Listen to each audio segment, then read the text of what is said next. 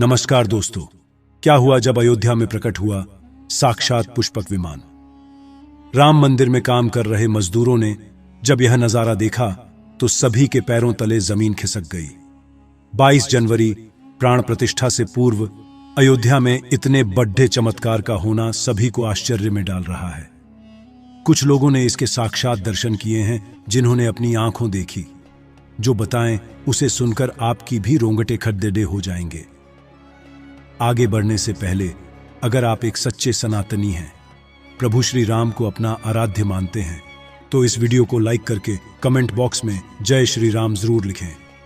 दोस्तों, 22 जनवरी 2024 को रामलल्ला अयोध्या के नए भव्य मंदिर में विराजमान होंगे। इस शुभ कार्यक्रम के लिए पूरे देश में निमंत्रण बांटा जा रहा है। शहर से लेकर गांव तक घर घर अक्षत वितरण में बच्चों से लेकर बड़े तक सहयोग कर रहे हैं। यहां तक कि महिलाएं भी घर घर जाकर अक्षत और श्री राम की अयोध्या की फोटो वितरण कर रही हैं। अयोध्या में राम मंदिर में भगवान राम लल्ला की प्राण प्रतिष्ठा कार्यक्रम की तैयारियां तेजी से की जा रही हैं। इस कार्यक्रम को बेहद भव्य बनाने के लिए कोई कसर नहीं छोड़ी जा रही है। इस बीच राम मंदिर निर्माण का कार्य भी तेजी से किया जा रहा है। मंदिर निर्माण में जो लक्ष्य लिया गया था, उसमें लगभग 80% कार्य हो चुका है। 70 खंभों पर मूर्तिकारी का काम चल रहा है।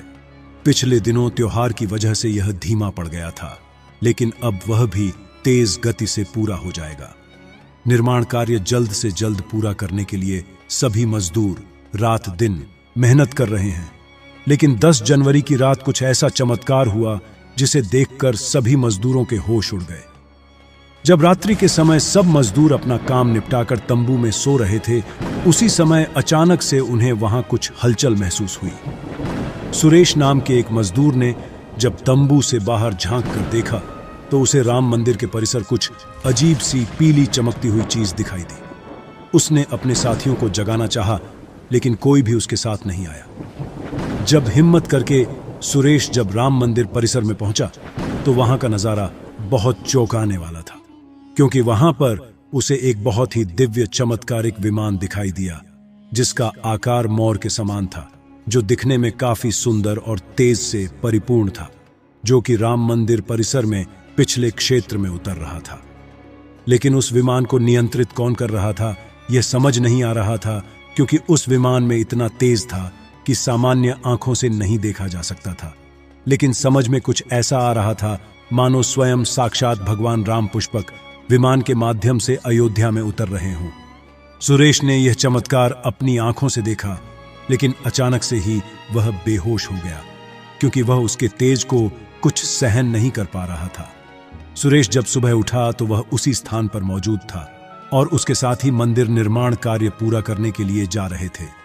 उसने सभी को रोककर रात्रि की सच्चाई बताई, लेकिन सभी उसकी हंसी उड़ा रहे थे।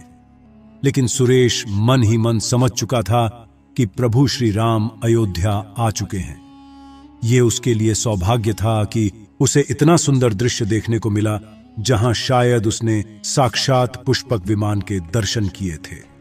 यानी कि प्राण प्रतिष्ठा से पहले अयोध्या प्रकट हुआ साक्षात पुष्पक विमान। दोस्तों, देश के अलग अलग हिस्सों में कई बार अजीब सी आकृति के विमान देखे गए हैं, जिनका संबंध कई बार तो एलियन के साथ जोड़कर भी देखा जाता है। यानी कि अयोध्या में उस रात्रि को मोर की आकृति का विमान देखना वास्तव में प्रभु श्री राम का ही कोई संदेश हो सकता है। लेकिन क्या यह विमान सचमुच में पुष्पक विमान है? इसकी आखिर क्या गारंटी है? इसे समझने के लिए हमें पुष्पक विमान के रहस्य को अच्छे से जानना पड़ेगा। आगे हमारे YouTube चैनल माइंडेड मैन पर आपको पुष्पक विमान का रहस्य बताएंगे, जिसे समझकर आपको यकीन होगा कि अयोध्या में पुष्पक विमान का प्रकट होना कलयुग का सबसे बड़ा चमत्कार है। रामायण पुष्पक विमान का जिक्र है, जो पहले कुबेर के पास था। इसके बाद रावण ने उसे अपने सौतेले भाई कुबेर से लंका समेत बलपूर्वक हथिया लिया था। फिर रावण इसी के जरिए कहीं भी आता जाता था। रावण को हराने के बाद यह विमान श्री राम के पास आ गया। वह जीत हासिल करने के बाद इसी विमान के कहीं जगह होते हुए अयोध्या पहुंचे थे। रावण ने इसी के जरिए पंचवटी आश्रम से सीता का हरण किया था और उन्हें उस पर बिठाकर लंका ले गया था। कहा जाता है कि पुष्पक विमान आज के विमान की तरह था। पुष्पक विमान के जरिए रावण हवाई मार्ग से सफर किया करता था। रावण को मौत के घाट उतारने के बाद उसी विमान के जरिए प्रभु श्री राम, माता सीता और लक्ष्मण लंका से अयोध्या लौटे थे। रामायण में जिस तरह से पुष्पक विमान का जिक्र मिलता है, उससे तो यही लगता है कि यह आज के हवाई जहाज की तरह था, लेकिन तकनीक के मामले में मॉडर्न एरोप्लेन से कहीं आगे था। रामायण के सुंदरकांड के 7वें अध्याय में पुष्पक विमान के बारे में जानकारी मिलती है। पुष्पक विमान की आकृति मोर की तरह थी।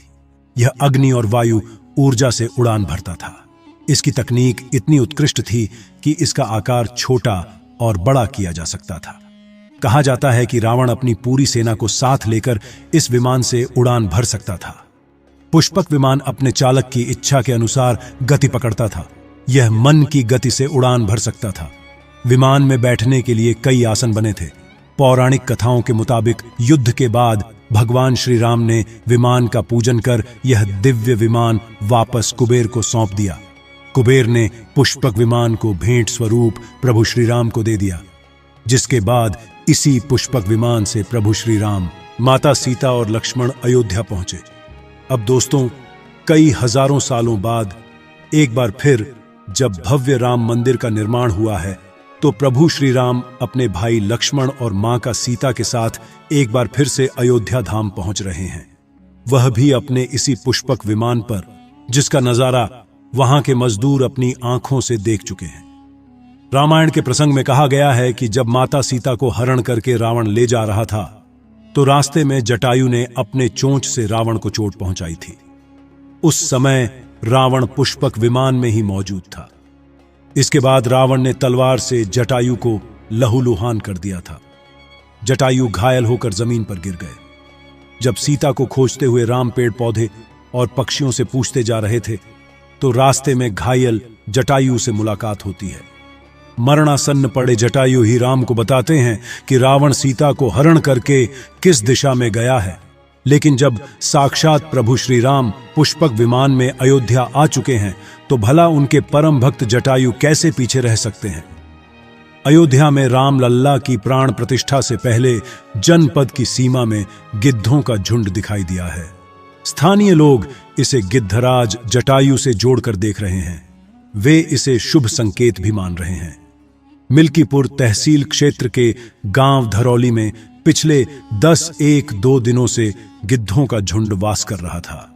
हालांकि उस गांव से गिद्ध उड़ गए हैं, लेकिन अयोध्या की सीमा में यहां वहां दिखाई दे रहे हैं। गांव वालों का कहना है कि पिछले 20 वर्षों से हम लोगों ने इलाके में गिद्ध नहीं देखे। अब जब राम मंदिर बन रहा है, तो इस गांव में लगभग 50 की संख्या में गिद्ध आकाश में दिखाई दे रहे हैं। उनमें से 10-12 गिद्ध गांव में ही सेमल के पेड़ पर वास कर रहे थे। गिद्धों के दिखने की घटना को ज्यादातर लोग राम से जोड़कर देख रहे हैं और शुभ संकेत भी मान रहे हैं। 22 जनवरी को होने वाले प्राण प्रतिष्ठा के समारोह में देश के प्रधानमंत्री नरेंद्र मोदी ने देश विदेश की कई महान हस्तियों को निमंत्रण दिया है। लेकिन आपको जानकर हैरानी होगी, नेपाल में भी कुछ विशेष लोगों को समारोह में आने का निमंत्रण दिया गया है। इसके पीछे का रहस्य जानकर आपके भी होश उड़ जाएंगे, क्योंकि नेपाल को भगवान श्री राम का ससुराल कहा जाता है। क्योंकि नेपाल एक समय पर जनकपुर धाम था, जहां के राजा थे राजा जनक, और उनकी पुत्री मां सीता वहीं पर भूमि में से प्रकट हुई थी। जनकपुर धाम, जिसे मिथिला भी कहा जाता था। मिथिला संस्कृति में यह मान्यता है कि जब बेटी का गृह प्रवेश होता है, तो उसके मायके से तोहफा और अन्य सामग्री भिजवाई जाती है। इसी परंपरा के मुताबिक जब प्रभु राम का मंदिर में गृह प्रवेश होगा, तो सीता जी की ओर नेपाल से अयोध्या उपहार आ रहे हैं, जिसे भार यात्रा का नाम दिया गया है। राम मंदिर की प्राण प्रतिष्ठा के लिए भगवान राम के ससुराल नेपाल के जनकपुर से कपदह फल और मेवा के साथ साथ उपहारों से सजे 1100 थाल आने वाले हैं।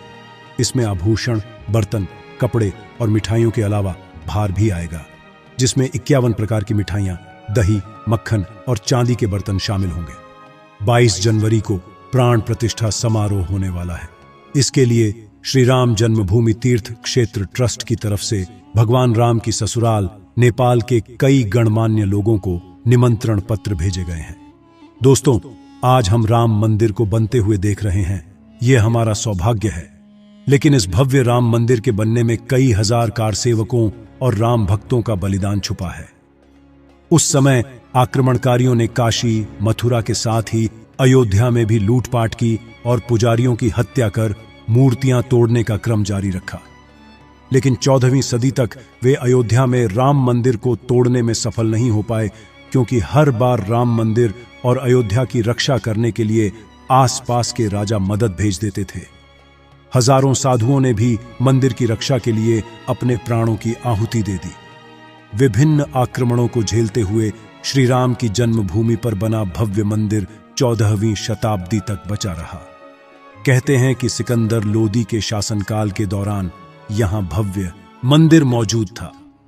14वीं शताब्दी में हिंदुस्तान पर मुगलों का अधिकार हो गया और उसके बाद ही राम जन्मभूमि एवं अयोध्या को नष्ट करने के लिए कई अभियान चलाए गए। 1527 और 28 में इस भव्य मंदिर को तोड़ दिया गया और उसकी जगह बाबरी ढांचा खड़ा किया गया। कहते हैं कि मुगल साम्राज्य के संस्थापक बाबर के एक सेनापति ने बिहार अभियान के समय अयोध्या में श्री राम के जन्म स्थान पर स्थित प्राचीन और भव्य मंदिर को तोड़कर एक मस्जिद बनवाई थी।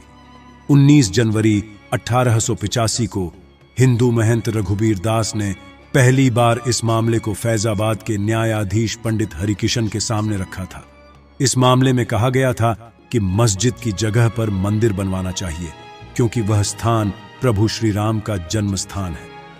वर्ष 1947 में भारत सरकार ने मुसलमानों को विवादित स्थल से दूर रहने के आदेश दिए और मस्जिद के मुख्य द्वार पर ताला लगा दिया गया, जबकि हिंदू श्रद्धालुओं को एक अलग जगह से प्रवेश दिया जाता रहा। लेकिन सन 1917 में एक ऐसा चमत्कार हुआ जिसे देखकर मुसलमानों की भी आंखें खुल गईं। यह रामलल्ला का बहुत बड़ा चमत्कार था कि मस्जिद के अंदर से अचानक ही रामलल्ला की मूर्ति प्रकट हो गई। कुछ कट्टरपंथियों का कहना था कि कुछ हिंदू दलों ने रात्रि के समय चुपके से यहां पर मूर्तियां रखी हैं। 1940 में भगवान राम की मूर्तियां मस्जिद में पाई गई। मुसलमानों ने इस पर विरोध व्यक्त किया और दोनों पक्षों ने अदालत में मुकदमा दायर कर दिया। सरकार ने इस स्थल को विवादित घोषित करके ताला लगा दिया। 30 अक्टूबर 1990 को हजारों राम भक्तों ने मुख्यमंत्री मुलायम सिंह यादव द्वारा खड़ी की गई अनेक बाधाओं को पार कर अयोध्या में प्रवेश किया और विवादित ढांचे के ऊपर भगवा ध्वज फहरा दिया। लेकिन 2 नवंबर 1990 को मुलायम सिंह यादव ने कारसेवकों पर गोली चलाने का आदेश दिया, जिसमें सैकड़ों राम भक्तों ने अपने जीवन की आहुतियां दी। सरयू तट राम भक्तों की लाशों से भर गया था। इस नृशंस हत्याकांड के बाद अप्रैल 1991 को उत्तर प्रदेश के तत्कालीन मुख्यमंत्री मुलायम सिंह यादव को इस्तीफा देना पड़ा। उस समय कोठारी बंधुओं के बलिदान की चर्चा खूब रही। दिसंबर 1992 को जब विवादित ढांचा गिराया गया, उस समय राज्य में कल्याण सिंह की सरकार थी। उस दिन सुबह करीब 10:30 बजे हजारों लाखों की संख्या में कारसेवक पहुंचने लगे। दोपहर में 12 बजे के करीब कारसेवकों का एक बड़ा जत्था मस्जिद की दीवार पर चढ़ने लगता है। लाखों की भीड़, दास को संभालना सभी के लिए मुश्किल हो गया। दोपहर के 3:40 पर पहला गुंबद भीड़ ने तोड़ दिया और फिर 5 बजने में जब 5 मिनट का वक्त बाकी था, तब तक पूरे का पूरा विवादित ढांचा जमींदोज हो चुका था।